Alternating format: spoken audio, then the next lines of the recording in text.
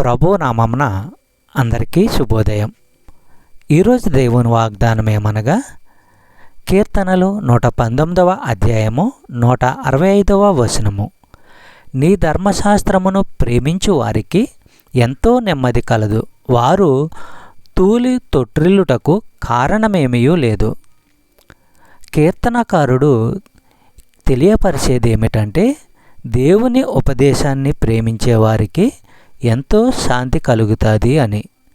దేవునితో సరైన సంబంధం ఉన్నవాళ్ళు, ఆయన వాక్కు ప్రకారము నడుచుకునే వాళ్ళు మాత్రమే ఆయన ఉపదేశాలను ప్రేమించగలరు. దేవుడిచ్చే శాంతిని వారు మాత్రమే అనుభవించగలరు. అలాంటి ప్రజల బ్రతుకులకు దేవుని వాక్కు అనే గొప్ప పునాదే ఆధారము కాబట్టి వారు కూలిపోరు. యెషయా గ్రంథము 26వ అధ్యాయము 3వ వచనము మనము పరిశీలించినట్లయితే, ఎవని మనస్సు నీ మీద ఆనుకొనునో వానిని నీవు పూర్ణశాంతి గలవానిగా కాపాడుదువు. ఎలయనగా అతడు నీయందు విశ్వాసముంచి ఉన్నాడు. చెప్పబడిన వాగ్దానము దేవుడు దీవించి ఆశీర్వదించునుగాక.